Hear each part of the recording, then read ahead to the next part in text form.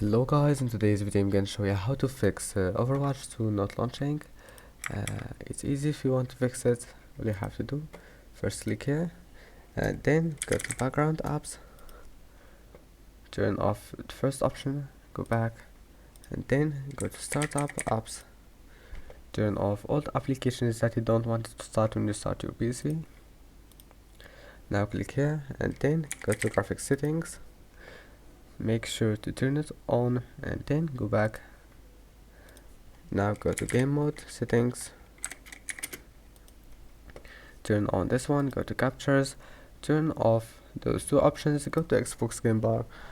Now just turn off the first option and then go back, go to GeForce Experience, check for updates, install the latest one for your graphics card and then go to Windows update settings.